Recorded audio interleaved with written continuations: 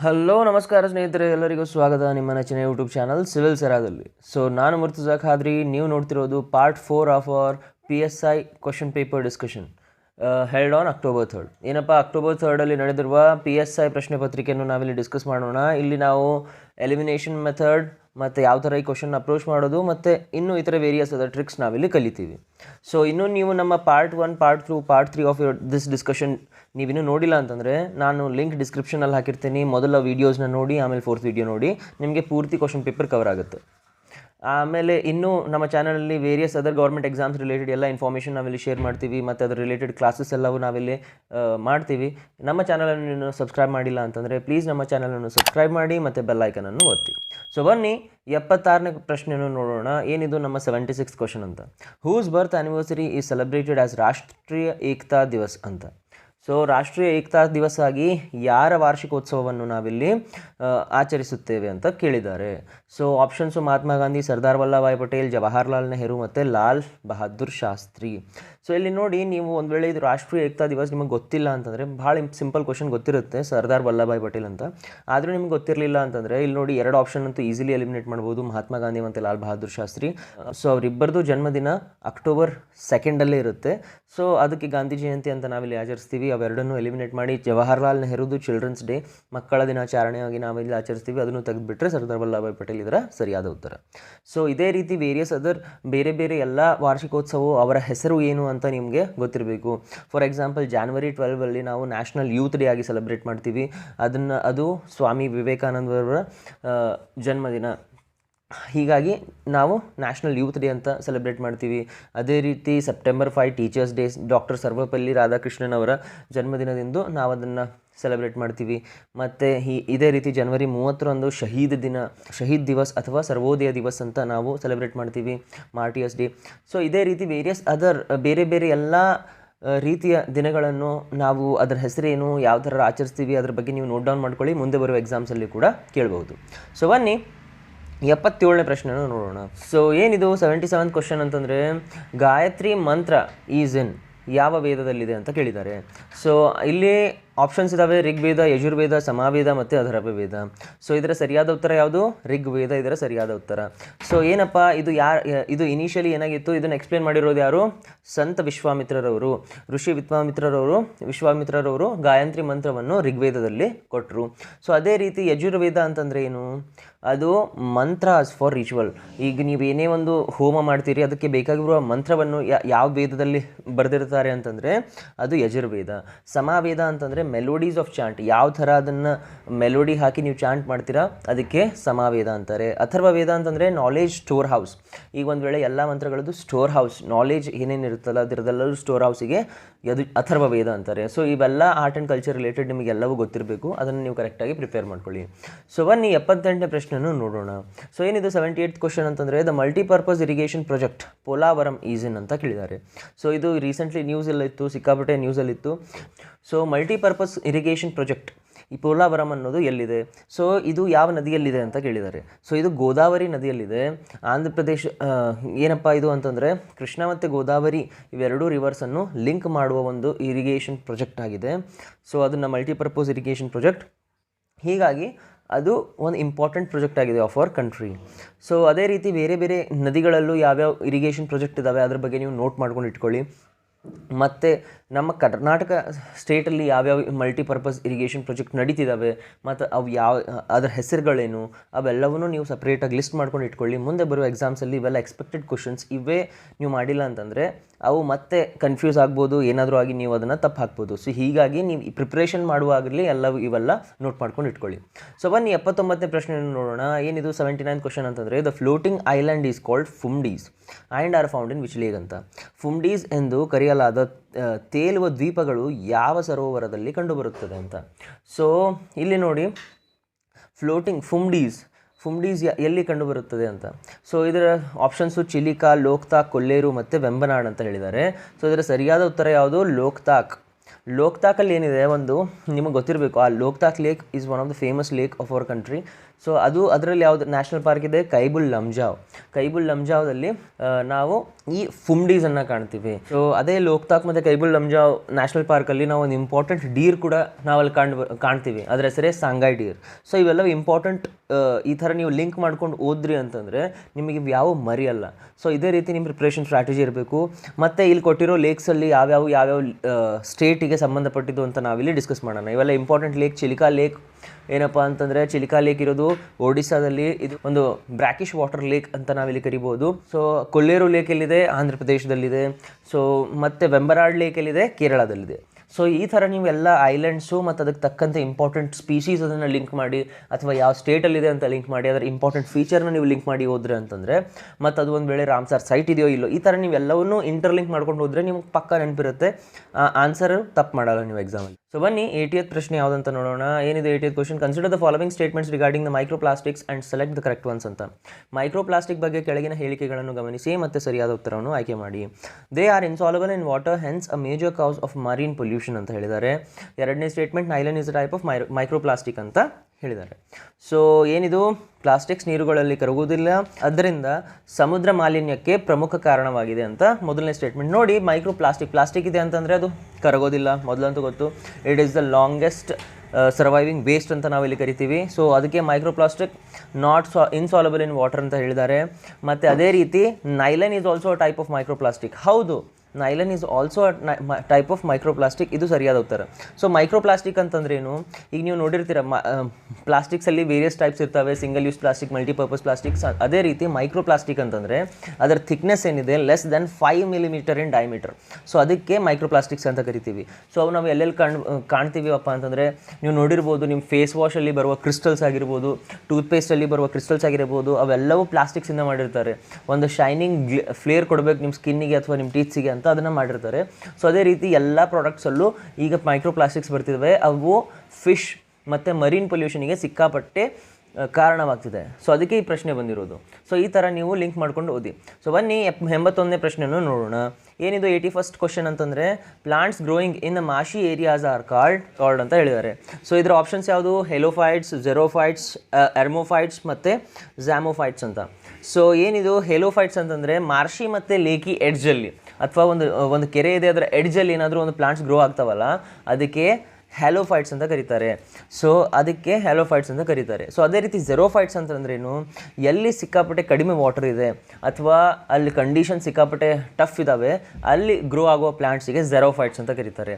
ಅಲ್ಲಿ water quantity ಸಿಕ್ಕಾಪಟ್ಟೆ ಕಡಿಮೆ ಇರುತ್ತೆ.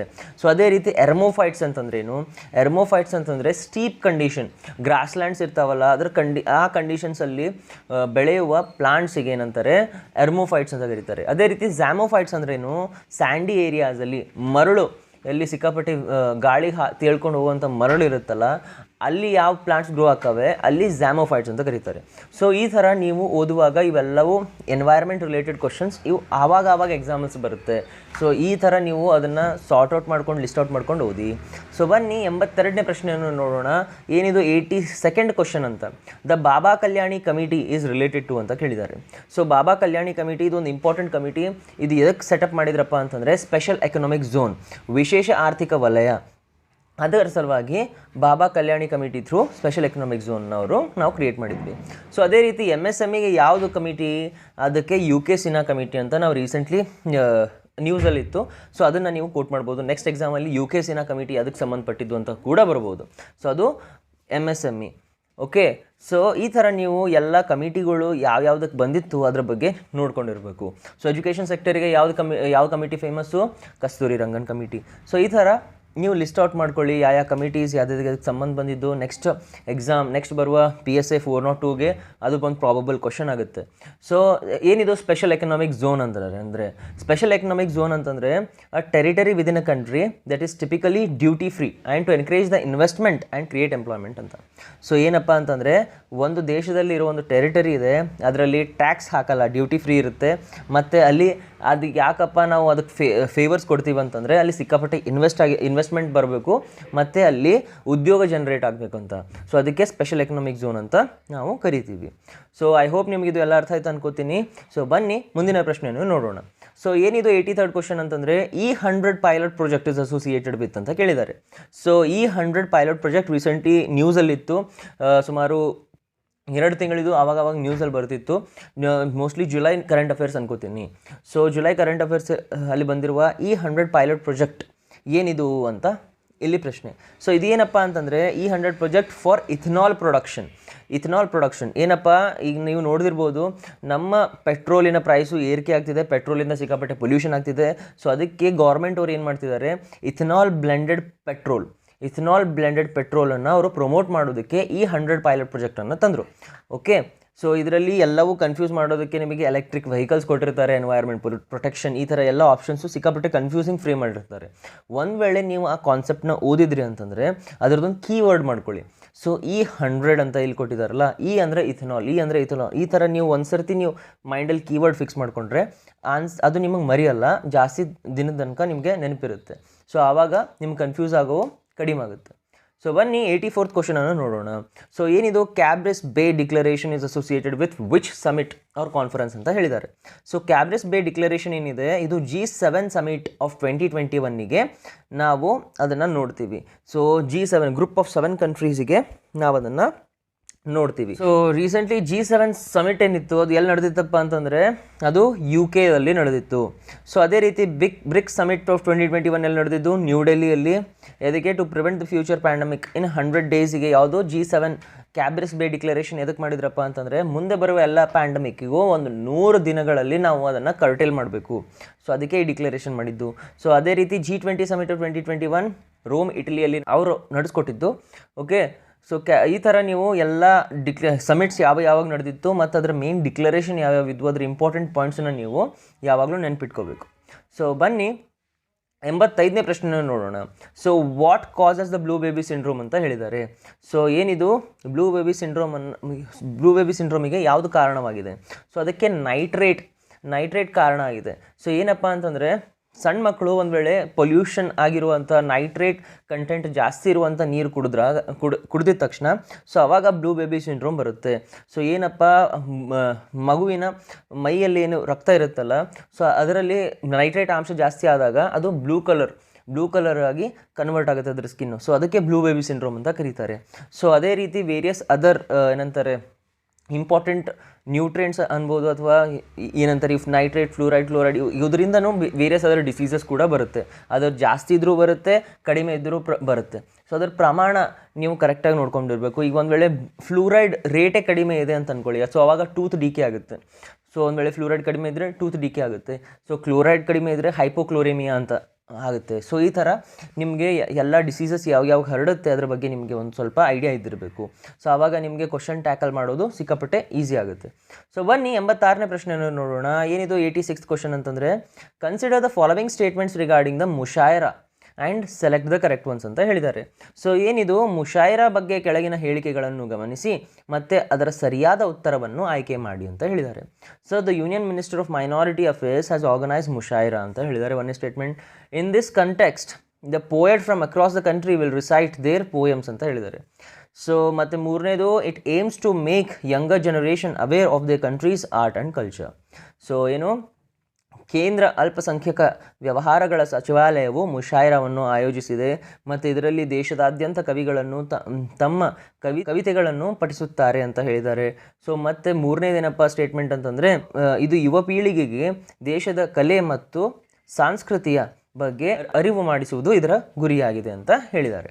ಸೊ ನೋಡಿ, ಇವು ಮೂರು ಏನಿದ್ದಾವೆ, ಮುಷಾಯರಾ ಇದು ಒಂದು ಸ್ವಲ್ಪ ಮುಸ್ಲಿಂ ಅಥವಾ ಸೂಫಿಗೆ ಸಂಬಂಧಪಟ್ಟಿದ್ದು. ಸೊ ಅದಕ್ಕೆ ಯಾವ ಮಿನಿಸ್ಟ್ರಿ ಇದಕ್ಕೆ ಸಂಬಂಧಪಡ್ಬೋದು ಆ ಥರ ಕಾಮನ್ ಸೆನ್ಸ್ ಯೋಚನೆ ಮಾಡಿದ್ರೆ ಅದಕ್ಕೆ ಮೈನಾರಿಟಿ ಅಫೇರ್ಸ್ ಇದರ ಸರಿಯಾದ ಉತ್ತರ. ಅಲ್ಪಸಂಖ್ಯಾತ ವ್ಯವಹಾರಗಳ ಸಚಿವಾಲಯವೇನಿದೆ ಅದು ಇದರ ಪ್ರಾಬಬಲ್ ಆಪ್ಷನ್ ಆಗಿರುತ್ತೆ, ಅದು ಇದರ ಪ್ರಾಬಬಲ್ ಮಿನಿಸ್ಟ್ರಿ ಆಗಿರುತ್ತೆ. ಸೊ ಅದಕ್ಕೆ ಒಂದೇ statement correct.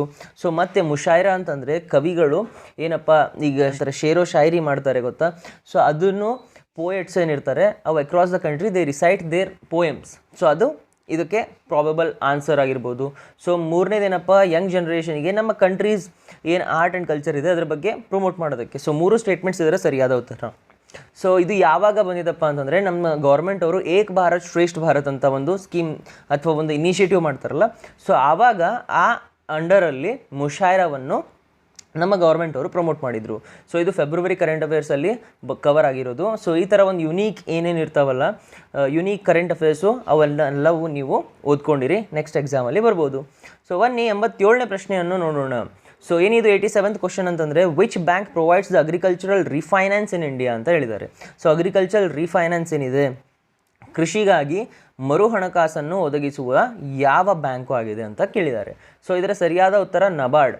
NABARD ಒಂದೇನಿದೆ, agriculture refinance ಬಗ್ಗೆ, ಅಗ್ರಿಕಲ್ಚರ್ ರಿಲೇಟೆಡ್ ಏನೇ ನಿಮಗೆ ಲೋನ್ಸ್ ಆಗಿರ್ಬೋದು ಎಲ್ಲವನ್ನು ಕಡಿಮೆ ದರದಲ್ಲಿ ಅಥವಾ ಅಗ್ರಿಕಲ್ಚರಲ್ ರಿಫೈನಾನ್ಸ್ ಬಗ್ಗೆ ಅವರು ಕೊಡ್ತಾರೆ. ಸೊ ಅದಕ್ಕೆ ಇದು important. So NABARD full form ಏನು ಅಂತ ನೀವು ಕಮೆಂಟ್ ಸೆಕ್ಷನಲ್ಲಿ ಕಮೆಂಟ್ ಮಾಡಿ. ಸೊ ಅದೊಂದು ಪ್ರಾಬಬಲ್, ಅದ್ರ ಬಗ್ಗೆ ನಾವು ಒಂದು ಡೀಟೇಲ್ಡ್ ವಿಡಿಯೋ ಮಾಡೋಣ, ನಬಾರ್ಡ್ ಅದಕ್ಕೆ ಯೂಸ್ ಆಗಿರೋದು. ಸೊ ಮತ್ತು ನಮ್ಮ ದೇಶದಲ್ಲಿ ಅದ್ರ ಪ್ರಾಮಿನೆನ್ಸ್ ಏನು, ಮತ್ತು ನಮ್ಮ ರೂರಲ್ ಇನ್ಫ್ರಾಸ್ಟ್ರಕ್ಚರ್ ಅಥವಾ ರೂರಲ್ ಅಗ್ರಿಕಲ್ಚರಲ್ ರಿಲೇಟೆಡ್ ಏನೇನು ಅದ್ರ ಸ್ಕೀಮ್ಸ್ ಇರ್ತವೆ ಅಂತ ನಾವು ಮುಂದೆ ಬರುವ ಡಿಸ್ಕಷನ್ಸಲ್ಲಿ ಕೂಡ ಅದನ್ನು ಡಿಸ್ಕಸ್ ಮಾಡೋಣ. ಸೊ ಇದು ಐ ಹೋಪ್ ನಿಮಗೆ ಇದು ಎಲ್ಲ ಅರ್ಥ ಆಯ್ತು ಅನ್ಕೋತೀನಿ. ಯಾಕಂದರೆ ಇಲ್ಲಿ ನೋಡಿ, ಬೇರೆ ಎಲ್ಲ ಏನು ಬ್ಯಾಂಕ್ ಇದ್ದಾವೆ ಅವು ಆಲ್ಮೋಸ್ಟ್ ಏನಂತಾರೆ ನ್ಯಾಷನಲ್ ಅಥವಾ ನ್ಯಾಷನಲ್ ರಿಲೇಟೆಡ್ ಇರ್ತವೆ. ಸೊ ಅವನ್ನೆಲ್ಲ ನೀವು ತೆಗೆದು ಬಿಟ್ರಿ ಅಂತಂದರೆ ನಬಾರ್ಡ್ ಒಂದೇ ಇದರ ಸರಿಯಾದ ಉತ್ತರ ಆಗಿರ್ಬೋದು. ಆ ಥರ ನೀವು ಎಲಿಮಿನೇಟ್ ಮಾಡ್ಬೋದು. ಸೊ ಬನ್ನಿ 88th ಕ್ವಶನ್ ಯಾವುದಪ್ಪ, 88ನೇ ಪ್ರಶ್ನೆ ಅಂತಂದರೆ, which central armed force has set up the national centre for Divyangjan empowerment ಅಂತ ಹೇಳಿದ್ದಾರೆ. ಏನು, ಯಾವ ಕೇಂದ್ರ ಸಶಸ್ತ್ರ ಪಡೆ ದಿವ್ಯಾಂಗ್ ಸಬಲೀಕರಣಕ್ಕಾಗಿ ರಾಷ್ಟ್ರೀಯ ಕೇಂದ್ರವನ್ನು ಅವರು ಸ್ಥಾಪಿಸಿದ್ದಾರೆ ಅಂತ. ಸೊ ಇದರ ಸರಿಯಾದ ಉತ್ತರ ಯಾವುದಪ್ಪ ಅಂತಂದರೆ, central reserve police force CRPF ಅವರು ಈ ನ್ಯಾಷನಲ್ ಸೆಂಟರ್ ಫಾರ್ ದಿವ್ಯಾಂಗಜನನ್ನು ಅವರು ಏನು ಮಾಡಿದ್ದಾರೆ, ಸ್ಥಾಪಿಸಿದ್ದಾರೆ. ಸೊ ಎದಕ್ಕಪ್ಪ ಅಂತಂದರೆ, to reskill and rehabilitate the Divyangjan or Divyang warriors for suffering of disability. So ಅವರಿಗೆ ರೀಸ್ಕಿಲ್ ಮಾಡಿ ರಿಹ್ಯಾಬಿಲಿಟೇಟ್ ಮಾಡಿ ಅದಕ್ಕೆ ಅವರಿಗೆ ಒಂದು ಹೆಲ್ಪ್ ಮಾಡೋದಕ್ಕಂತ CRPF ಅವರು ಈ ಸ್ಟೆಪ್ಪನ್ನು ತೊಗೊಂಡಿದ್ದಾರೆ. ಸೊ ಇದೇ ರೀತಿ ವೇರಿಯಸ್ ಅದರ್ ದಿವ್ಯಾಂಗಜನ್ ಅಥವಾ ಸೋಷಲ್ ಸೆಕ್ಟರ್ ರಿಲೇಟೆಡ್ ಮತ್ತು ಏನೇ ಕೊಲಾಬ್ರೇಷನ್ ಆಗಿರ್ಬೋದು ನಮ್ಮ ಡಿಫೆನ್ಸಿಂದ ಅಂತಂದರೆ ಅವೆಲ್ಲವೂ ನಿಮಗೆ ಗೊತ್ತಿರಬೇಕು. ಸೊ ಬನ್ನಿ 89th ಕ್ವಶನ್ ಏನಿದೆ, 89ನೇ ಪ್ರಶ್ನೆ ಏನಿದೆ ಅಂತ, seasonal contrast R maximum in ಅಂತ ಹೇಳಿದ್ದಾರೆ. ಸೊ ಏನಿದು, ಕಾಲೋಚಿತ ವ್ಯತ್ಯಾಸಗಳನ್ನು ಗರಿಷ್ಠವಾಗಿ ನಾವು ಕಾಣ್ತೀವಿ ಅಂತ ಕೇಳಿದ್ದಾರೆ. ಸೊ ಇದರ ಸರಿಯಾದ ಉತ್ತರ ಯಾವುದಪ್ಪ ಅಂತಂದರೆ, ಮಧ್ಯ ಅಕ್ಷಾಂಶಗಳು. ಸೊ ಏನಿದು, ಮಧ್ಯ ಅಕ್ಷಾಂಶಗಳಲ್ಲಿ ನಾವು ಏನಿದು ಕಾಲೋಚಿತ ವ್ಯತ್ಯಾಸಗಳನ್ನು ಗರಿಷ್ಠವಾಗಿ ನಾವು ಕಾಣ್ತೀವಿ. ಮಿಡ್ ಲ್ಯಾಟಿಟ್ಯೂಡ್ಸಲ್ಲಿ ಸಿಕ್ಕಾಪಟ್ಟೆ ಕಾಣ್ತೀವಿ. ಇಲ್ಲಿ ನಾನು ಡೈಗ್ರಾಮಲ್ಲಿ ಎಕ್ಸ್ಪ್ಲೇನ್ ಮಾಡಿದ್ದೀನಿ ನೋಡಿ. ಸೊ ಯಾವಾಗಲೂ ನೋಡಿ ಏನಂತಾರೆ, ಸೀಸ್ನಲ್ ಕಾಂಟ್ರಾಸ್ಟ್ ನಾವು ಮಿನಿಮಮ್ ಕಾಣೋದು ಎಲ್ಲಪ್ಪ ಅಂತಂದರೆ ಒಂದು ಈಕ್ವೇಟರಲ್ಲಿ ಅಥವಾ ಪೋಲಾರಲ್ಲಿ. ಸೊ ಪೋಲಾರಲ್ಲಿ ಒಂದೇ ಟೈಪ್ ಸೀಸನ್ ಇರ್ಬೋದು, ಮತ್ತು ಈಕ್ವೇಟರಲ್ಲಿ ಏನಪ್ಪ ಒಂದೇ ಟೈಪ್ ಸೀಸನ್ ಕಾಣ್ತೀವಿ. ಸೊ ಸೀಸನ್ ಜಾಸ್ತಿ ಯಾವಾಗ ಆಗ್ತಪ್ಪ ಅಂತಂದರೆ ಮೇಲೆ ಹೋಗ್ತಾ ಹೋದಂಗೆ, ನಾರ್ತ್ ಪೋಲಲ್ಲಿ ಮೇಲೆ ಹೋಗ್ತಾ ಹೋದಂಗೆ ಮಿಡ್ ಲ್ಯಾಟಿಟ್ಯೂಡ್ಸಲ್ಲಿ ಸಿಕ್ಕಾಪಟ್ಟೆ ಹೈ ಟೆಂಪ್ರೇಚರ್ ಇನ್ ಸಮ್ಮರ್ ಇರುತ್ತೆ, ಅದೇ ಲೋ ಟೆಂಪ್ರೇಚರ್ ಇನ್ ವಿಂಟರ್ ಇರುತ್ತೆ. ಸೊ ಇದಕ್ಕೆ ಬೆಸ್ಟ್ ಎಕ್ಸಾಂಪಲ್ಸ್ ಯಾವುವು, ಕಾಶ್ಮೀರ್ ಇರ್ಬೋದು. ಮಿಡ್ ಲ್ಯಾಟಿಟ್ಯೂಡ್ಸಲ್ಲಿ ಯಾವ್ಯಾವ ಕಂಟ್ರೀಸ್ ಅಥವಾ ಸ್ಟೇಟ್ಸ್ ಇರ್ತವೆ ಅಥವಾ ಪ್ಲೇಸಸ್ ಇರ್ತವೆ ಅವೆಲ್ಲವೂ ಇದರಿಂದನೇ ಆಗಿರೋದು. ಸೊ ಬನ್ನಿ 90ನೇ ಪ್ರಶ್ನೆಯನ್ನು ನೋಡೋಣ. ಸೊ ಏನಿದು 90th ಕ್ವಶನ್ ಅಂತಂದರೆ, the map showing the speciality of surface of N area ಅಂತ ಹೇಳಿದ್ದಾರೆ. ಒಂದು ಸ್ಪೆಷಾಲಿಟಿ ಏನದು, ಯಾವುದೇ ಪ್ರದೇಶದ ಮೇಲ್ಮೈಯ ವಿಶೇಷತೆಯನ್ನು ತೋರಿಸುವ ನಕ್ಷೆಯನ್ನು ಏನೆಂದು ಕರೆಯಲಾಗುತ್ತದೆ ಅಂತ. ಸೊ ಇದರ ಸರಿಯಾದ ಉತ್ತರ ಯಾವುದು, ರಿಲೀಫ್ ಮ್ಯಾಪ್ ಇದರ ಸರಿಯಾದ ಉತ್ತರ. ಸೊ ರಿಲೀಫ್ ಮ್ಯಾಪ್ ಏನಪ್ಪ ಇದರಲ್ಲಿ ಅಂತಂದರೆ, ಇದು ಹಿಲ್ಸ್ ಅಥವಾ ವ್ಯಾಲಿ ಇರ್ಬೋದು, ಯಾವುದೇ ನದಿ ಇರ್ಬೋದು ಅಥವಾ ಪರ್ವತವಿರ್ಬೋದು, ಅದನ್ನು ಒಂದು ಶೇಡಿಂಗ್ ರೆಪ್ರೆಸೆಂಟೇಷನಲ್ಲಿ ನಾವಿಲ್ಲಿ ಅದನ್ನು ತೋರಿಸ್ಕೊಡುತ್ತೆ. ಸೊ ಅದೇ ರೀತಿ ಥಿಮ್ಯಾಟಿಕ್ ಮ್ಯಾಪ್ ಅಂತಂದರೆ geographic representation of the particular ಸಬ್ಜೆಕ್ಟನ್ನು ತೋರಿಸುತ್ತೆ. ಸೊ ಅದೇ ರೀತಿ ಕೆಡೇಸ್ಟ್ರಲ್ ಮ್ಯಾಪನ್ನು ಯಾವ ಥರ ತೋರಿಸುತ್ತೆ ಅಂತಂದರೆ, comprehensive land recording for real estate. ಯಾವುದೇ ಒಂದು ರಿಯಲ್ ಎಸ್ಟೇಟಿಗೆ ಒಂದು ಸಪ್ರೇಟ್ ಒಂದು ಕಾಂಪ್ರಿಹೆನ್ಸಿವ್ ಲ್ಯಾಂಡನ್ನು ನಾವು ತೋರಿಸಬೇಕಾದ್ರೆ ಅದ್ರ ಕೆಡಾಸ್ಟ್ರಲ್ ಮ್ಯಾಪ್ ಅಂತ ಕರಿತೀವಿ. ಸೊ ಬನ್ನಿ 91ನೇ ಪ್ರಶ್ನೆಯನ್ನು ನೋಡೋಣ. ಏನಿದು 91th ಕ್ವಶನ್ ಅಂತಂದರೆ, the deepest main in India ಅಂತ ಹೇಳಿದ್ದಾರೆ. ಸೊ ಇದು ಗ್ರೇಸ್ ಅಂತ ರೀಸೆಂಟಾಗಿ ಅವರು ಡಿಕ್ಲೇರ್ ಮಾಡಿದ್ದಾರೆ ಗೌರ್ಮೆಂಟ್ ಅವರು. ಇದೊಂದು ಗ್ರೇಸ್ ಕ್ವಶನ್, ಯಾಕಂತಂದರೆ ಇಲ್ಲಿ ಗೋಲ್ಡ್ ಮೈನ್ ಅಂತ ಹೇಳಿದರು, ಅದು ಕೋಲಾರ್ ಗೋಲ್ಡ್ ಮೈನ್ ಇದರ ಸರಿಯಾದ ಉತ್ತರವಾಗಿದೆ. ನಮ್ಮ ದೇಶದ ಅಥವಾ ನಮ್ಮ ಏಷ್ಯಾದ ಸಿಕ್ಕಾಪಟ್ಟೆ ಡೀಪೆಸ್ಟ್ ಮೈನ್ ಯಾವುದು ಅಂತಂದರೆ ಅದು ಕೋಲಾರ್ ಗೋಲ್ಡ್ ಮೈನ್. ಅದನ್ನು 2003ಯಲ್ಲಿ ಗೌರ್ಮೆಂಟ್ ಅವರು ಬಂದ್ ಮಾಡಿಸಿದ್ರು. ಸೊ ಬನ್ನಿ ಅದೇ ರೀತಿ ವೇರಿಯಸ್ ಅದರ್ ಮೈನ್ಸ್ ಯಾವ್ಯಾವು ಅದ್ರ ಬಗ್ಗೆ ನಾವಿಲ್ಲಿ ತಿಳ್ಕೊಳ್ಳೋಣ. ಸೊ ಸೋನ್ಭದ್ರಾ ಮೈನ್ ಏನಿದೆ ಇದು ಗೋಲ್ಡ್ ಮೈನು UPದಲ್ಲಿದೆ, ಉತ್ತರ ಪ್ರದೇಶದಲ್ಲಿ. ಸೊ ಅದೇ ಖೇತ್ರಿ ಮೈನ್ ಏನಿದೆ ಇದು ಕಾಪರ್ ಮೈನು, ಇದು ರಾಜಸ್ಥಾನದಲ್ಲಿದೆ. ಸೊ ಅದೇ ಮಯೂರ್ಭಂಜ್ ಮೈನ್ ಏನಿದೆ ಒಡಿಶಾದಲ್ಲಿದೆ, ಇದು ಐರನ್ ಮೈನು. ಸೊ ಈ ಥರ ಈ ಆಪ್ಷನ್ಸ್ಗಳ ಬಗ್ಗೆ ನೀವು ಸ್ವಲ್ಪ ರಿಸರ್ಚ್ ಮಾಡಿದ್ರೆ ಅಂದರೆ ನೆಕ್ಸ್ಟ್ ಬರೋ ಎಕ್ಸಾಮ್ಗಳಲ್ಲಿ ಆಪ್ಷನ್ಸ್ ಇದ್ದರೆ ಒಂದು ಎಲಿಮಿನೇಷನಿಗೆ ಹೆಲ್ಪ್ ಆಗ್ಬೋದು ಅಥವಾ ಸರಿಯಾದ ಉತ್ತರವನ್ನು ನಿಮಗೆ ತಂದುಕೊಡ್ಬೋದು. ಸೊ ಬನ್ನಿ 92nd ಕ್ವಶನ್ ಏನಂತ ನೋಡೋಣ. Which among the following types of vegetation exhibits the maximum biodiversity ಅಂತ ಹೇಳಿದ್ದಾರೆ. ಸೊ ಏನಿದು ಕೆಳಗಿನ ಸಸ್ಯವರ್ಗಗಳಲ್ಲಿ ಯಾವುದು ಗರಿಷ್ಠ ಜೈವಿಕ ವೈವಿಧ್ಯತೆಯನ್ನು ಪ್ರದರ್ಶಿಸುತ್ತದೆ ಅಂತ ಪ್ರಶ್ನೆ. ಸೊ ಇದರ ಸರಿಯಾದ ಉತ್ತರ ಯಾವುದಪ್ಪ ಅಂತಂದರೆ ಉಷ್ಣವಲಯದ ಮಳೆಕಾಡು ಅಂತ. ಉಷ್ಣವಲಯದ ಮಳೆಕಾಡು. ಸೊ ಏನು ಟ್ರಾಪಿಕಲ್ ರೈನ್ ಫಾರೆಸ್ಟಲ್ಲಿ ನಾವು ಹೈಯೆಸ್ಟ್ ರೇನ್ಫಾಲ್ ಕಾಣ್ತೀವಿ. ಸೊ ಹೈಯೆಸ್ಟ್ ರೇನ್ಫಾಲ್ ಅಂತಂದರೆ ಸಿಕ್ಕಾಪಟ್ಟೆ ವೆರೈಟಿ ಅಥವಾ ಸಿಕ್ಕಾಪಟ್ಟೆ ಡೈವರ್ಸ್ ಆಗಿರೋ ವೆಜಿಟೇಷನ್ ಅಥವಾ ಸ್ಪೀಸೀಸನ್ನು ನಾವಿಲ್ಲಿ ಕಾಣ್ತೀವಿ. ಸೊ ಅದೇ ರೀತಿ ಆಲ್ಪೈನಲ್ಲಿ ಏನಿದೆ, ನಾವು ಸಿಕ್ಕಾಪಟ್ಟೆ ಲೋ ವೆಜಿಟೇಷನ್ ಅಥವಾ ಲೋ ವೆರೈಟಿ ಆಫ್ ವೆಜಿಟೇಷನನ್ನು ಕಾಣ್ತೀವಿ. ಯಾಕಂತಂದರೆ ಎಕ್ಸ್ಟ್ರೀಮ್ ಕ್ಲೈಮೇಟ್ ಕಂಡೀಷನ್ ಇರುತ್ತೆ, ಸಿಕ್ಕಾಪಟ್ಟೆ ಕಷ್ಟವಾದ ಕ್ಲೈಮೇಟ್ ಕಂಡೀಷನ್ ಇರುತ್ತಲ್ಲ. ಸೊ ಅದಕ್ಕೆ ನಾವೇನು ಮಾಡ್ತೀವಿ, ಅದಕ್ಕೆ ನಾವೇನು ಮಾಡ್ತೀವಿ, ಅಲ್ಲಿ ಸಿಕ್ಕಾಪಟ್ಟೆ ಲೋ ಸ್ಪೀಸೀಸ್ ಡೈವರ್ಸಿಟಿನ ನಾವಿಲ್ಲಿ ಕಾಣ್ತೀವಿ. ಸೊ ಬನ್ನಿ 93rd ಕ್ವಶನನ್ನು ನೋಡೋಣ. Consider the following statements regarding the biosphere reserves and select the correct ones ಅಂತ ಇಲ್ಲಿ ಹೇಳಿದ್ದಾರೆ. ಸೊ ಇದರ ಫಸ್ಟ್ ಸ್ಟೇಟ್ಮೆಂಟ್ ಏನು, UNESCO has launched the intergovernmental man and biosphere programme ಅಂತ ಅವ್ರು ಹೇಳಿದ್ದಾರೆ. ಎರಡನೇದು biosphere reserves haves 3 main zones. They are called core area, buffer area ಮತ್ತು ಟ್ರಾನ್ಸಿಷನ್ ಏರಿಯಾ ಅಂತ ಹೇಳಿದ್ದಾರೆ. ಮೂರನೇದು gulf of Mannar, Simlipal and Pachmarhi are the biosphere reserves of India biosphere reserves in India ಅಂತ ಹೇಳಿದ್ದಾರೆ. ಸೊ ನೋಡಿ, ಇದು ಮೂರನೇ ಸ್ಟೇಟ್ಮೆಂಟ್ ಅಂತೂ ನೋ ಬ್ರೇನರ್, ನಮ್ಮ ಇಂಡಿಯಾದಲ್ಲೇ ಇರೋದು, ಅದನ್ನಂತೂ ಕರೆಕ್ಟ್ ಹಾಕಿ. ಸೊ ಅದೇ ರೀತಿ second statement biosphere reserves are mainly divided into 3 zones, core area, buffer area, ಇದನ್ನು ಕರೆಕ್ಟ್ ಸರಿಯಾದ ಉತ್ತರ. ಮತ್ತು ಯುನೆಸ್ಕೋ ಹ್ಯಾಸ್ ಲಾಂಚ್ ದ ಏನಂತಾರೆ man and biosphere reserve programme, ಇದನ್ನು ಸರಿಯಾದ ಉತ್ತರ. ಸೊ ಆಪ್ಷನ್ ಡಿ ಇದರ ಸರಿಯಾದ ಉತ್ತರವಾಗಿರುತ್ತದೆ. ಏನಿದು ಮ್ಯಾನ್ ಆ್ಯಂಡ್ ಬಯೋಸ್ಫಿಯರ್ ರಿಸರ್ವ್ಸ್ ಅಂತ, ಯುನೆಸ್ಕೋ ಏನು ಮಾಡಿದೆ, man and biosphere reserves for protection of biospheres. So ಅದು ಯಾವಾಗ ಲಾಂಚ್ ಆಗಿದ್ದು, 1971ನಲ್ಲಿ. ಸೊ ಯಾವ ಥರ ಏನು ಮೈನ್ ಕ್ರೈಟೀರಿಯಾ ಇರ್ಬೋದು ಒಂದು ಬಯೋಸ್ಫಿಯರ್ ರಿಸರ್ವಿಗೆ ಅಂತಂದರೆ, ಒಂದೇದು ಅದು ಪ್ರೊಟೆಕ್ಟೆಡ್ ಆಗಿರಬೇಕು ಮತ್ತು minimum disturbed area of in the core area ಆಗಿರಬೇಕು, ಒಂದೇ ಕ್ರೈಟೀರಿಯಾ. ಎರಡನೇದು ಬಯೋಜಿಯೋಗ್ರಫಿಕಲ್ ಯೂನಿಟ್ ಅಂತಂದರೆ ಅದರ ಕೋರ್ ಏರಿಯಾ ಏನಿದೆ ಸಿಕ್ಕಾಪಟ್ಟೆ ಡೈವರ್ಸ್ ಆಗಿರ್ಬೋದು, ಅದರಲ್ಲಿ ಸ್ಪೀಸೀಸು ಸಿಕ್ಕಾಪಟ್ಟೆ ವೆರೈಟಿ ಆಗಿರಬೇಕು. ಮೂರನೇದು ಇನ್ವಾಲ್ವ್ಮೆಂಟ್ ವಿತ್ ಲೋಕಲ್ ಕಮ್ಯುನಿಟೀಸ್ ಅಂತ ಹೇಳಿದ್ದಾರೆ. ಸೊ ಅಲ್ಲಿ ಬರುವ ಟ್ರೈಬಲ್ಸು ಅಥವಾ ಲೋಕಲ್ ರೂರಲ್ ಏನು ಕಮ್ಯುನಿಟಿ ಇತ್ತು ಅದ್ರ ಜೊತೆ ಒಂದು ಅವ್ರ ಇನ್ವಾಲ್ವ್ಮೆಂಟ್ ಇರಬೇಕು ಬಯೋಸ್ಫಿಯರ್ ರಿಸರ್ವ್ಸಲ್ಲಿ. ಮತ್ತು ನಾಲ್ಕನೇ ಕ್ರೈಟೀರಿಯಾ ಟ್ರೆಡಿಷ್ನಲ್ ಟ್ರೈಬಲ್ ಹಾರ್ಮೋನಿ, ಯಾವುದು ರೂರಲ್ ಏರಿಯಾಸ್ ಜೊತೆ ಹಾರ್ಮೋನಿಯಲ್ಲಿರಬೇಕು, ಅಂದರೆ ಅವರು ಇಬ್ಬರು ಕೂಡಿಯಾಗಿರಬೇಕು. ಸೊ ಇದರ ಕ್ರೈಟೀರಿಯಾ ಆಗಿದೆ. ಸೊ ಅದರಲ್ಲಿ ಮೂರು ಏರಿಯಾಗೆ ಡಿವೈಡ್ ಆಗಿರುತ್ತೆ. ಕೋರ್ ಏರಿಯಾ ಅಂತಂದರೆ ಅಲ್ಲಿ ಯಾವುದೇ ಏನಂತಾರೆ ಜನರು ಅಡ್ಡಾಡಂಗಿಲ್ಲ, ಅದಕ್ಕೆ ಕೋರ್ ಏರಿಯಾ ಅಂತಾರೆ. ಬಫರ್ ಏರಿಯಾ ಅಂತಂದರೆ ಅಲ್ಲಿ ಕೋರ್ ಏರಿಯಾದಲ್ಲಿ ಏನು ಪ್ರಾಣಿಗಳಿರ್ತವೆ ಅವು ಮತ್ತು ಜನರು ಕೂಡ ಹೋಗಿ ಬರ್ಬೋದು, ಬಟ್ ವಿತ್ ರೆಸ್ಟ್ರಿಕ್ಷನ್ಸ್. ಮತ್ತು ಟ್ರಾನ್ಸಿಷನ್ ಏರಿಯಾ ಮತ್ತು ಟ್ರಾನ್ಸಿಷನ್ ಅಂತಂದರೆ ಮಿಡಲ್ ಏರಿಯಾ ಅಂತ. ಸೊ ಈ ರೇಂಜಿಗೆ ಅವರು ಡಿವೈಡ್ ಮಾಡಿರ್ತಾರೆ. ಸೊ ಅದೇ ರೀತಿ ಏನು ಮ್ಯಾನ್ ಆ್ಯಂಡ್ ಬಯೋಸ್ಫಿಯರ್ ರಿಸರ್ವ್ಸಲ್ಲಿ ಟೋಟಲ್ 11 ಬಯೋಸ್ಫಿಯರ್ ರಿಸರ್ವ್ಸ್ ಇದ್ದಾವೆ. ಫಾರ್ ಎಕ್ಸಾಂಪಲ್ ನೀರ್ಗಿಲ್ ಇರ್ಬೋದು, ಗಲ್ಫ್ ಆಫ್ ಮನ್ನಾರ್ ಇರ್ಬೋದು, ಸುಂದರ್ಬನ್ ಇರ್ಬೋದು, ಎಟ್ಸೆಟ್ರಾ. ಸೊ ಇದೇ ಬಯೋಸ್ಫಿಯರ್ ರಿಸರ್ವ್ಸ್ ಬಗ್ಗೆ ನಾವು ಇನ್ನೊಂದು ಸಪ್ರೇಟ್ ವೀಡಿಯೋದಲ್ಲಿ ಕಲಿಯೋಣ, ಒಂದು ಶಾರ್ಟ್ಸ್ ಕರೆಕ್ಟಾಗಿ ವೀಡಿಯೋದಲ್ಲಿ ಯಾವ್ಯಾವ ಬಯೋಸ್ಫಿಯರ್ಸ್ ನಮ್ಮ ಕರ್ನಾಟಕದಲ್ಲಿದೆ, ಯಾವ್ಯಾವ ಬಯೋಸ್ಫಿಯರ್ಸ್ ಅಂದರೆ ಏನು, ಯುನೆಸ್ಕೋದಲ್ಲಿ ಯಾವ್ಯಾವ ಇದ್ದಾವೆ ಮ್ಯಾನ್ ಆ್ಯಂಡ್ ಬಯೋಸ್ಫಿಯರ್ಸ್ ರಿಸರ್ವ್ ಬಗ್ಗೆ. ಸೊ ಮುಂದೆ ಬರುವ ವೀಡಿಯೋಸಲ್ಲಿ ನಾವು ಅದನ್ನು ಕಾಣೋಣ. ಅದಕ್ಕೆ ನೀವು ಚಾನಲ್ನ ಸಬ್ಸ್ಕ್ರೈಬ್ ಮಾಡಿ, ಆ ನೋಟಿಫಿಕೇಷನನ್ನು ಮರಿಬೇಡಿ. ನೋಟಿಫಿಕೇಷನ್ ಬರುತ್ತೆ ನಿಮಗೆ, ಆವಾಗ ನೀವು ಆ ವಿಡಿಯೋ ಬಗ್ಗೆ ಕರೆಕ್ಟಾಗಿ ತಿಳ್ಕೊಬೋದು. ಸೊ ಬನ್ನಿ 94th ಪ್ರಶ್ನೆ ಏನಪ್ಪ ಅಂತ ನೋಡೋಣ.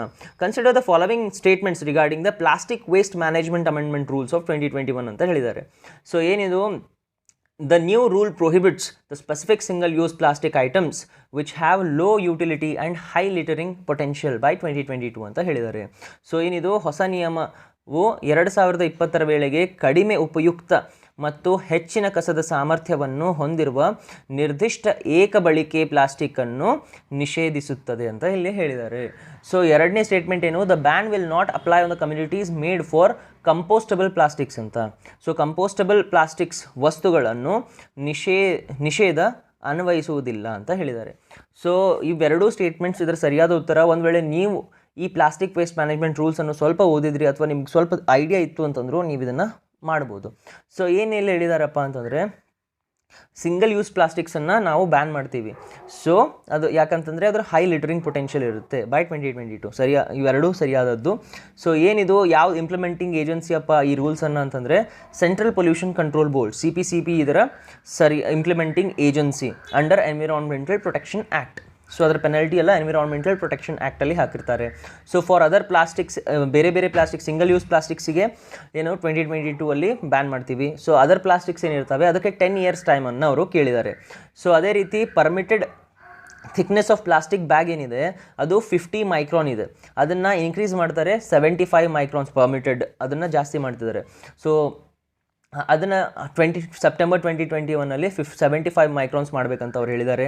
ಸೊ ಅದೇ ರೀತಿ ಬೈ 2022 120 ಮೈಕ್ರಾನ್ಸ್ ಅಷ್ಟು ಥಿಕ್ನೆಸ್ಸನ್ನು ಇನ್ಕ್ರೀಸ್ ಮಾಡಬೇಕು, ಪರ್ಮಿಟೆಡ್ ಥಿಕ್ನೆಸ್ ಏನಿದೆ ಅಷ್ಟು ಇನ್ಕ್ರೀಸ್ ಮಾಡಬೇಕು ಅಂತ ಇಲ್ಲಿ ಈ ರೂಲ್ಸಿನ ಮೇನ್ ಇಂಪಾರ್ಟೆನ್ಸ್. ಸೊ ಅದೇ ರೀತಿ ಯಾವುದೇ ಮುಂದೆ ಬರುವ ರೂಲ್ಸ್ ಅಥವಾ ಯಾವುದೇ ಒಂದು ಡ್ರಾಫ್ಟ್ ಇರ್ಬೋದು, ಅದ್ರ ಬಗ್ಗೆ ನಿಮಗೆ ಪರ್ಫೆಕ್ಟಾಗಿ ಒಂದು ಸ್ವಲ್ಪ ಇನ್ಫಾರ್ಮೇಷನ್ ಗೊತ್ತಿರ್ಬೋದು, ಆವಾಗ ನೀವು ಈ ಥರ ಕ್ವಶನ್ಸನ್ನು ಈಸಿಲಿ ಟ್ಯಾಕಲ್ ಮಾಡ್ಬೋದು. ಸೊ ಬನ್ನಿ 95th ಕ್ವಶನನ್ನು ನೋಡೋಣ. ಏನಿದು 95th ಕ್ವಶನ್ ಅಂತಂದರೆ, which is the nodal ministry implementing the India's deep sea mission ಅಂತ ಹೇಳಿದ್ದಾರೆ. ಸೊ ನೋಡಿ, ಇದರ ಆಪ್ಷನ್ಸ್ ಯಾವುದು? Ministry of ports and shipping, earth science, Jalshakti ಮತ್ತು ಟೂರಿಸಮ್. ಸೊ ಇದು ಒಂದು ಸಿಂಪಲ್ ಎಲಿಮಿನೇಷನ್ ಕೂಡ ನೀವು ಮಾಡ್ಬೋದು. ಇಲ್ಲಿ ಜಲಶಕ್ತಿ ಅಂತೂ ಆಗಿರೋಕ್ಕಾಗಲ್ಲ, ಜಲಶಕ್ತಿಯಲ್ಲಿ ಭಾಳಷ್ಟು ಏನಂತಾರೆ ರಿವರ್ ವಾಟರ್ಸು ಮತ್ತು ಟ್ಯಾಪ್ ವಾಟರು ಆ ಥರದ್ರ ಬಗ್ಗೆ ರಿಲೇಟ್ ಮಾಡುತ್ತೆ, ಅದು ಅಂತೂ ಆಗಿರೋಕ್ಕಾಗಲ್ಲ. ಟೂರಿಸಮ್ ಅಂತೂ ಇಲ್ಲಿ ಬರೋದೇ ಇಲ್ಲ, ಇದಕ್ಕೆ ಸಂಬಂಧಪಡಲ್ಲ. ಸೊ ಪೋರ್ಟ್ಸ್ ಮತ್ತು ಅರ್ತ್ ಸೈನ್ಸಸ್ ಇವೆರಡರಲ್ಲಿ ನಿಮಗೆ ಕನ್ಫ್ಯೂಸ್ ಆಗಿರ್ಬೋದು. ಸೊ ಪೋರ್ಟ್ಸ್ ಆ್ಯಂಡ್ ಶಿಪ್ಪಿಂಗ್ ಏನು ಮಾಡುತ್ತೆ, ನಮ್ಮ ನೌಕಾತಂಡ ಮತ್ತು ಬಂದರುಗಳಲ್ಲಿ ಅದ್ರ ಬಗ್ಗೆ ನಾವಿಲ್ಲಿ ಆ ಪೋರ್ಟ್ಸ್ ಆ್ಯಂಡ್ ಶಿಪ್ಪಿಂಗಲ್ಲಿ ನಾವಿಲ್ಲಿ ನೋಡ್ತೀವಿ. ಸೊ ಅದೇ ರೀತಿ ಅರ್ತ್ ಸೈನ್ಸಸ್ ಏನಪ್ಪ, ಈ ಮಿನಿಸ್ಟ್ರಿ ಬಗ್ಗೆ ನಿಮಗೆ ಸ್ವಲ್ಪ ಐಡಿಯಾ ಇತ್ತಂತಂದ್ರೂ ನೀವು ಇದನ್ನು ಮಾಡ್ಬೋದು. It provide weather, climate, ocean, coastal states ಮತ್ತು ಸಿಸ್ಮೋಗ್ರಫಿ, ನ್ಯಾಚುರಲ್ ಹಜಾರ್ಡ್ಸ್, ಇದ್ರ ಬಗ್ಗೆ ಎಲ್ಲವೂ ಅದನ್ನು ಆ ಮಿನಿಸ್ಟ್ರಿ ಕಂಡಕ್ಟ್ ಮಾಡುತ್ತೆ ಎಲ್ಲ ಆಪರೇಷನ್ಸನ್ನು. ಸೊ ಅದೇ ಇಂಡಿಯಾಸ್ ಡೀಪ್ ಸಿ ಮಿಷನ್ ಏನಿದೆ, ಸಮುದ್ರದಲ್ಲಿ ಸಿಗುವಂಥ ಎಲ್ಲ ಇಂಪಾರ್ಟೆಂಟ್ ರಿಸೋರ್ಸಸ್ ಏನಿರ್ತವೆ ಅವು ರಿಸೋರ್ಸಸನ್ನು ಎಕ್ಸ್ಟ್ರಾಕ್ಟ್ ಮಾಡೋದಕ್ಕೆ ಈ ಡೀಪ್ ಸಿ ಮಿಷನನ್ನು ನಾವು ಯೂಸ್ ಮಾಡ್ತೀವಿ. ಅದು comes under ministry of earth sciences. So I hope ನಿಮಗಿದು ಅರ್ಥ ಆಯಿತು ಅಂತ ಅನ್ಕೋತೀನಿ. ಮುಂದೆ ಬರುವ ಎಲ್ಲವೂ ಇಂಪಾರ್ಟೆಂಟ್ ಮಿಷನ್ಸನ್ನು ಯಾವ ಮಿನಿಸ್ಟ್ರಿ ಅವರು ಹ್ಯಾಂಡಲ್ ಮಾಡ್ತಾರೆ, ಯಾವುದಾದ್ರೂ ಇಂಪ್ಲಿಮೆಂಟಿಂಗ್ ಏಜೆನ್ಸಿ ಆಗಿರ್ಬೋದು, ಅದ್ರ ಬಗ್ಗೆ ನೀವು ಒಂದು ಬ್ರೀಫ್ ಐಡಿಯಾ ಇಟ್ಕೊಂಡಿರಿ. ಸೊ ಬನ್ನಿ 96th ಕ್ವಶನನ್ನು ನೋಡೋಣ. ಏನಿದು 96ನೇ ಪ್ರಶ್ನೆ ಅಂತಂದರೆ, select the statements. So 96th question ಏನಪ್ಪ, select the correct statements regarding the financial intelligence unit of India ಅಂತ ಹೇಳಿದ್ದಾರೆ. So FIUIND is responsible for processing, analyzing and disseminating the information relating to suspect financial transaction ಅಂತ ಹೇಳಿದ್ದಾರೆ. So ಎರಡನೇದು, it's work is monitored by finance minister ಅಂತ ಹೇಳಿದ್ದಾರೆ. So ಒಂದನೇ statement ನೋಡಿ, ಜನರಲಿಸ್ಟಿಕ್ statement, FIU India is responsible for processing, analyzing and disseminating the information relating to financial transaction. So general statements correct ಆಗಿರ್ಬೋದು. So ಎರಡನೇದು, ಇದು ಸ್ವಲ್ಪ ನಿಮಗೆ ಗೊತ್ತಿತ್ತೋ ಇಲ್ಲೋ ಇದ್ರ ಮೇಲೆ ಡಿಪೆಂಡ್ ಆಗಿರುತ್ತೆ. It works and is monitored by finance minister ಅಂತ. ಇದಕ್ಕೆ ಸ್ವಲ್ಪ ಇದ್ರ ಬಗ್ಗೆ ಐಡಿಯಾ ಇರಬೇಕು. FIU India ಏನಿದೆ, FIUIND, it's an independent body which reports directly to EIC which is headed by finance minister. So ಹೀಗಾಗಿ ಎರಡನೇ ಸ್ಟೇಟ್ಮೆಂಟ್ ಇದರ ಸರಿಯಾದ ಉತ್ತರವಾಗಿರುತ್ತದೆ. ಸೊ ಮುಂದೆ ಇದೇ ರೀತಿ ಯಾವ್ಯಾವ ಇಂಪಾರ್ಟೆಂಟ್ ಕ್ವಶನ್ಸ್ ಬರ್ತವೆ ಅದ್ರ ಬಗ್ಗೆ ನೀವು ಕರೆಕ್ಟಾಗಿ ನೋಡ್ಕೊಂಡಿರಿ. ಸೊ ಬನ್ನಿ 97th ಕ್ವಶನ್ ಏನಂತ ನೋಡೋಣ. ಸೊ 97ನೇ ಪ್ರಶ್ನೆ ಏನಪ್ಪ ಅಂತಂದರೆ, what is Gatishakti master plan ಅಂತ. ಗತಿಶಕ್ತಿ ಮಾಸ್ಟರ್ ಪ್ಲ್ಯಾನ್ ರೀಸೆಂಟಾಗಿ ನ್ಯೂಸಲ್ಲಿತ್ತು. ಸೊ ಅದು ಏನಂತ ಇಲ್ಲಿ ಹೇಳಿದ್ದಾರೆ. ಏನಿದು, it is a national master plan for developing the holistic infrastructure of India. ಒಂದು ಏನಪ್ಪ, ಭಾರತದಲ್ಲಿ ಸಮಗ್ರ ಮೂಲಸೌಕರ್ಯವನ್ನು ಅಭಿವೃದ್ಧಿಗೋಸ್ಕರ ರಾಷ್ಟ್ರೀಯ ಶ್ರೇಷ್ಠ ಯೋಜನೆ ಅಂತ ಇಲ್ಲಿ ಇದರ ಸರಿಯಾದ ಉತ್ತರ. ಸೊ ಗತಿಶಕ್ತಿ ಮಾಸ್ಟರ್ ಪ್ಲ್ಯಾನ್ ಒಂದು ಹೈಯೆಸ್ಟ್, ಒಂದು ಆ್ಯಂಬಿಷಿಯಸ್ ಮಾಸ್ಟರ್ ಪ್ಲ್ಯಾನ್. ಅದರಲ್ಲಿ ಏನಪ್ಪ ಅಂತಂದರೆ 100 ಲಕ್ಷ ಕೋಟಿಯನ್ನು ನಾವಿಲ್ಲಿ ಇನ್ವೆಸ್ಟ್ ಮಾಡ್ತೀವಿ ಫಾರ್ ನಮ್ಮ ಇನ್ಫ್ರಾಸ್ಟ್ರಕ್ಚರ್, ನಮ್ಮ holistic development of our infrastructure. So ಆ ಇಂಪಾರ್ಟೆಂಟ್ ಫ್ಲ್ಯಾಗ್ಶಿಪ್ ಸ್ಕೀಮ್ ಏನಿದ್ದಾವೆ ಅದ್ರ ಬಗ್ಗೆ ನಿಮಗೆ ಅದರ ಬ್ರೀಫ್ ಐಡಿಯಾ ಗೊತ್ತಿರಬೇಕು, ಅದರ ಹೆಸರೇನು ಮತ್ತು ಅದರ ಮೇನ್ ಇಂಪಾರ್ಟೆಂಟ್ ಫೀಚರ್ಸ್ ಏನು ಅಂತ. ಸೊ ಬನ್ನಿ 98th ಕ್ವಶನ್ ಏನಪ್ಪ ಅಂತ ನೋಡೋಣ. Mekedatu is a multipurpose project on which river ಅಂತ ಹೇಳಿದ್ದಾರೆ. ಸೊ ಮೇಕೆದಾಟು ಒಂದು ವಿವಿಧೋದ್ದೇಶ ಯೋಜನೆ. ಸೊ ಅದು ಎಲ್ಲಿದೆ ಅಂತ ಇಲ್ಲಿ ಹೇಳಿದ್ದಾರೆ. ಸೊ ಇದರ ಸರಿಯಾದ ಉತ್ತರ ಕಾವೇರಿಯಲ್ಲಿ ಮೇಕೆದಾಟು ಮಲ್ಟಿಪರ್ಪಸ್ ಪ್ರಾಜೆಕ್ಟನ್ನು ನಾವಿಲ್ಲಿ ಕಂಡು ಬರ್ತೇವೆ. ಸೊ ಇದೊಂದು ಈಸಿ ಕ್ವಶನ್. ಏನಪ್ಪ ಅಂತಂದರೆ, ಈ ಥರ ಇಂಪಾರ್ಟೆಂಟ್ ಈಸಿ ಕ್ವಶನನ್ನು ನೀವು ಮಿಸ್ ಮಾಡಬಾರ್ದು. ಸಿಕ್ಕಾಪಟ್ಟೆ ನ್ಯೂಸಲ್ಲಿ ಇರ್ತವೆ, ಅದ್ರ ಬಗ್ಗೆ ನಿಮಗೆ ಒಂದು ಬ್ರೀಫ್ ಐಡಿಯಾ ಇರಬೇಕು. ಸೊ ಐ ಹೋಪ್ ಇದು ಅರ್ಥ ಆಯಿತು ಅಂತ ಅನ್ಕೋತೀನಿ. ಇದರಲ್ಲಿ ಏನೂ ಇಲ್ಲ, ಕಾವೇರಿಯಲ್ಲೇ ಇರೋದು, ತುಂಗಭದ್ರಾ ಭೀಮಾದಲ್ಲಂತೂ ಇಲ್ಲ, ನಿಮಗೆ ಗೊತ್ತಿರಬೇಕು, ಅದರಲ್ಲಂತೂ ಇರೋಕ್ಕಾಗಲ್ಲ ಅಂತ. ಸೊ 199th ಕ್ವಶನ್ ಏನಂತ ನೋಡೋಣ. Which city in India was first to achieve the 100% ಕೋವಿಡ್-19 ವ್ಯಾಕ್ಸಿನೇಷನ್ ಅಂತ ಆಗಸ್ಟ್ ಕರೆಂಟ್ ಅಫೇರ್ಸಲ್ಲಿ ಇದು ರೀಸೆಂಟಾಗಿ ನ್ಯೂಸಲ್ಲಿ ಬಂದಿತ್ತು. ಸೊ ಇದರ ಸರಿಯಾದ ಉತ್ತರ ಯಾವುದು? ಭುವನೇಶ್ವರ್ ಇದರ ಸರಿಯಾದ ಉತ್ತರ. ಭುವನೇಶ್ವರ್ ಬಗ್ಗೆ ಇನ್ನೊಂದು ಇಂಪಾರ್ಟೆಂಟ್ ಪಾಯಿಂಟ್ಸ್ ಅಂತಂದರೆ, ಭುವನೇಶ್ವರಿಗೆ ಸ್ಪೋರ್ಟ್ಸ್ ಕ್ಯಾಪಿಟಲ್ ಆಫ್ ಇಂಡಿಯಾ ಅಂತಲೂ ಕರೀತಾರೆ ಮತ್ತು ಟೆಂಪಲ್ ಸಿಟಿ ಆಫ್ ಇಂಡಿಯಾ ಅಂತಲೂ ಕರೀತಾರೆ. ಸೊ ಇದರಲ್ಲಿ ವೇರಿಯಸ್ ಅದರ ಅರೌಂಡ್ 700 ಟೆಂಪಲ್ಸನ್ನು ಈ ಸಿಟಿಯಲ್ಲಿ ನಾವು ನೋಡ್ತೀವಿ. Some of the important temples ಯಾವುದಪ್ಪ ಅಂತಂದರೆ ಲಿಂಗರಾಜ್ ಟೆಂಪಲ್. ಸೊ ಈ ಭುವನೇಶ್ವರ್ ಸಿಟಿ ಮೇಲೆ ಕೂಡ ನೆಕ್ಸ್ಟ್ ಎಕ್ಸಾಮಲ್ಲಿ ಕ್ವಶನ್ಸ್ ಬರ್ಬೋದು. ಸೊ ಅದೇ ರೀತಿ ಚೆನ್ನೈಯಲ್ಲಿ ಏನು ಇಂಪಾರ್ಟೆಂಟ್ ಫೀಚರ್ಸ್ ಇದ್ದಾವೆ, ಚೆನ್ನೈ ಸ್ಟೇಟ್ ಬಗ್ಗೆ, ಚೆನ್ನೈ ಏನಿದೆ ಸಿಟಿ ಬಗ್ಗೆ ಒಂದು ಇಂಪಾರ್ಟೆಂಟ್ ಪಾಯಿಂಟ್ಸ್ ಏನಿದ್ದಾವೆ ಅದು ಕಮೆಂಟ್ ಸೆಕ್ಷನಲ್ಲಿ ನೀವು ಕಮೆಂಟ್ ಮಾಡಿ. ಬೆಂಗಳೂರು ಬಗ್ಗೆ ಮತ್ತು ಗುವಾಹಟಿ ಬಗ್ಗೆ. ಸೊ ಈ ಆಪ್ಷನ್ಸ್ ಬಗ್ಗೆ ನಿಮಗೆ ಸಪ್ರೇಟ್ ಬ್ರೀಫ್ ಐಡಿಯಾ ಅದನ್ನು ನೀವು ಕಮೆಂಟ್ ಸೆಕ್ಷನಲ್ಲಿ ಹಾಕಿದ್ರೆ ಅಂದರೆ ನಮ್ಮ ಬೇರೆ ಎಲ್ಲ ಫ್ರೆಂಡ್ಸ್ ವ್ಯೂವರ್ಸಿಗೂ ಅದ್ರದ್ದು ಇನ್ಫಾರ್ಮೇಷನ್ ಬರ್ಬೋದು. ಸೊ ಬನ್ನಿ 100 ಕ್ವಶನ್ ಏನಪ್ಪ ಅಂತ ನೋಡೋಣ. ನಮ್ಮ ಲಾಸ್ಟ್ ಕ್ವಶನ್ ಏನಿದೆ ಅಂತ, the first synchronous census of India was held at 1881 ಅಂತ ಒಂದನೇ statement. The responsibility of conducting the decennial census rests with office of registrar general and census commissioner of India ಅಂತ ಇಲ್ಲಿ ಹೇಳಿದ್ದಾರೆ. ಮೂರನೇ statement, the socio economic caste census of 2011 is obtained data about the socio economic census of various communities ಅಂತ ಹೇಳಿದ್ದಾರೆ. So ಮೂರನೇ statement ಅಂತೂ ಏನಂತಾರೆ ಎಲ್ಲರಿಗೂ ಗೊತ್ತಿರುವಂಥದ್ದೇ. ಸೋಷಿಯೋ ಎಕನಾಮಿಕ್ ಕಾಸ್ಟ್ ಸೆನ್ಸಸ್ ಅಂತ 2001ನಲ್ಲಿ ನಾವು ತಂದಿದ್ವಿ. ಸೊ ಅದಕ್ಕೆ socio economic status of every communities ನಾವು ಅಲ್ಲಿ ನೋಡಿದ್ವಿ. ಸೊ ಅದೇ ರೀತಿ ಎರಡನೇ ಸ್ಟೇಟ್ಮೆಂಟ್ ನೋಡಿ, the responsibility of conducting the decennial census rates with office of registrar general and census commissioner of India. So ಇದನ್ನು ಕೂಡ ಸರಿಯಾದ ಉತ್ತರ. ನೀವು ಒಂದು ವೇಳೆ ಸೆನ್ಸಸ್ನ ಯಾರು ಮಾಡ್ತಾರೆ ಅಂತ ಸ್ವಲ್ಪ ನಿಮಗೆ ಐಡಿಯಾ ಇದ್ದಿದ್ರೆ, ಸೊ ಇದು ಆಫೀಸ್ ಆಫ್ ರಿಜಿಸ್ಟ್ರಾರ್ ಜನರಲ್ ಮತ್ತು ಸೆನ್ಸಸ್ ಕಮಿಷನರ್ ಮಾಡ್ತಾರೆ. The first synchronous census of India was held at 1881. So ಇದು ನಿಮಗೆ ಕನ್ಫ್ಯೂಸ್ ಆಗ್ಬೋದು. ಯಾವಂದರೆ ನಾವು ಫಸ್ಟ್ ಸೆನ್ಸಸ್ ಆಫ್ ಇಂಡಿಯಾದ ಫಸ್ಟ್ ಪಾಪ್ಯುಲೇಷನ್ ಸೆನ್ಸಸ್ ಯಾವಾಗಾಗಿದ್ದು 1872. ಅದೇ first synchronous census of India ಯಾವಾಗಾಗಿದ್ದು 1881. ಸೊ ಅದಕ್ಕಾಗಿ ಒಂದನೇ ಸ್ಟೇಟ್ಮೆಂಟು ಕರೆಕ್ಟ್ ಆಗುತ್ತೆ. ಅದಕ್ಕೆ ಆಪ್ಷನ್ ಸಿ 1, 2, 3 ಇದರ ಸರಿಯಾದ ಉತ್ತರ. ಸೊ ಐ ಹೋಪ್ ನಿಮಗಿದು ಎಲ್ಲ ಅರ್ಥ ಆಯಿತು ಅಂತ ಅನ್ಕೋತೀನಿ. ನಿಮಗೇನೇ ಡೌಟ್ಸ್ ಮತ್ತು ಕ್ವೆರೀಸ್ ಇದ್ದರೂ ನೀವು ಅವನ್ನೆಲ್ಲವೂ ಕಮೆಂಟ್ ಸೆಕ್ಷನಲ್ಲಿ ಕಮೆಂಟ್ ಮಾಡಿ. ಮತ್ತು ನಿಮಗೆ ಈ ವಿಡಿಯೋ ಏನಾದರೂ ಇಷ್ಟ ಆಯಿತು ಅಂತಂದರೆ ಪ್ಲೀಸ್ ಈ ವಿಡಿಯೋನ ಲೈಕ್ ಮಾಡಿ, ಆದಷ್ಟು ನಿಮ್ಮ ಫೆಲೋ ಆಸ್ಪಿರೆಂಟ್ಸ್ ಅಥವಾ ನಿಮ್ಮ ಫ್ರೆಂಡ್ಸಿಗೆ ಶೇರ್ ಮಾಡಿ, ಮತ್ತು ಈ ಚಾನಲನ್ನು ಸಬ್ಸ್ಕ್ರೈಬ್ ಮಾಡಿ. ಸೊ ಮುಂದೆ ಇದೇ ರೀತಿ ವೇರಿಯಸ್ ಅದರ್ ಇಂಟ್ರೆಸ್ಟಿಂಗ್ ಎಕ್ಸಾಮ್ಸ್ ಬಗ್ಗೆ ನಿಮಗೆ ಏನಾದರೂ ಡಿಸ್ಕಷನ್ ಬೇಕಿತ್ತು ಅಂತಂದರೆ ಅದ್ರ ಬಗ್ಗೆನೂ ನೀವು ಕಮೆಂಟ್ ಸೆಕ್ಷನಲ್ಲಿ ಕಮೆಂಟ್ ಮಾಡಿ. ಈಗ ಮುಂದೆ ಬರುವ PSIಗೆ ನಾವು ರೀಸೆಂಟಾಗಿ ಕರೆಂಟ್ ಅಫೇರ್ಸ್ ಡಿಸ್ಕಷನ್ ನಾವು ಶುರು ಮಾಡಬೇಕು ಅಂದ್ಕೊಂಡಿದ್ದೀವಿ. ಮತ್ತು ಬೇರೆ ಸಬ್ಜೆಕ್ಟ್ಸ್ ರಿಲೇಟೆಡ್ ಕೂಡ ಕಂಟೆಂಟ್ ನಾವಿಲ್ಲಿ ಪೋಸ್ಟ್ ಮಾಡ್ತೀವಿ. ಸೊ ಅದನ್ನು ಮಿಸ್ ಮಾಡಬೇಡಿ. So I'll meet you in the next video. So take care. Bye bye. See you.